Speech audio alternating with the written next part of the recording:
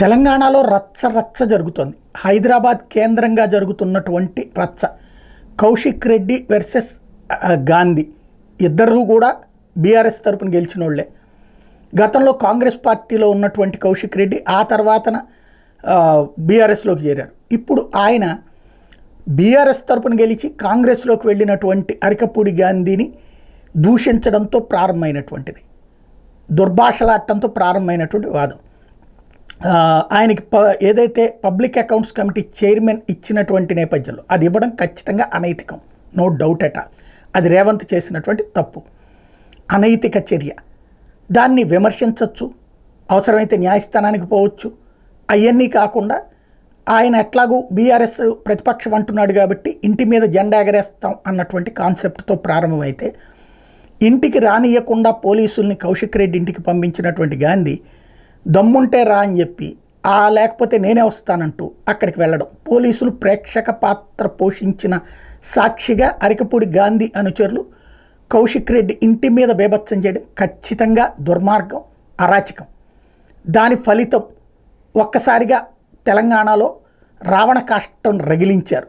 ఇప్పుడు నిన్న అంతా కూడా హరీష్ రావుతో పాటుగా టీఆర్ఎస్ అలియాస్ బీఆర్ఎస్ నాయకులందరినీ ఊరంతా తిప్పుతూ, ఎక్కడ ఒక్క చోట నిలకడగా లేకుండా 3 పోలీస్ స్టేషన్ల చుట్టూ తిప్పుతూ రాత్రంతా గడిపి తెల్లవారుజామున విడుదల చేశారు.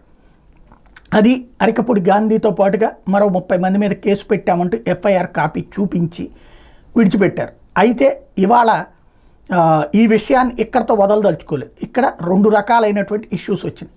ఒకటి ఆంధ్ర తెలంగాణ సెంటిమెంట్, రెండవది బీఆర్ఎస్కి ఇంటి మీద దాడి అన్నటువంటిది. అంటే తెలంగాణకి సంబంధించినటువంటి ఎమ్మెల్యే ఇంటి మీద దాడి, అవతల దాడి చేసింది కూడా తెలంగాణ ఆయన, కాకపోతే ఆయన ఆంధ్ర మూలాలు ఉన్నాడు కాబట్టి ఆ ఇష్యూని హైలైట్ చేసి సెంటిమెంట్ని రేకెత్తించాముదామన్నటువంటి ప్రయత్నం నడుస్తుంది. అందులో భాగంగా ఎట్లాగూ ఆయన పబ్లిక్ అకౌంట్స్ కమిటీ అంటే ప్రతిపక్షానికి ఇవ్వాలి, నేను ప్రతిపక్షమే అంటున్నాడు కాబట్టి, బీఆర్ఎస్ఏ అంటున్నాడు కాబట్టి బీఆర్ఎస్ మీటింగ్ ఆయన ఇంట్లో పెడతానంటూ ఇవాళ కౌశిక్ రెడ్డి రెడీ అవటం, దాంతో బీఆర్ఎస్ నేతలను ఎక్కడికక్కడ హౌస్ అరెస్టులు చేయించడం ప్రభుత్వం చేస్తోంది. మరొక వైపున దానం నాగేందర్ లాంటి వాళ్ళు అరికపూడి గాంధీతో జతకట్టి బీఆర్ఎస్ వాళ్ళ మీద దాడికి రెడీ అవుతున్నారు. ఇది తెలుసుకున్నటువంటి బీఆర్ఎస్ నేతలందరూ ఒక్కటవుతున్నారు. దాంతో ఇప్పుడు పోలీసులకి అతిపెద్ద పరీక్ష, ప్రజలకి అతిపెద్ద పరీక్ష. మరొకసారి ఆంధ్ర తెలంగాణ వివాదం రాజేస్తాం అన్నటువంటిది ప్రయత్నం ప్రారంభించినటువంటి వ్యవహారం కింద మారింది.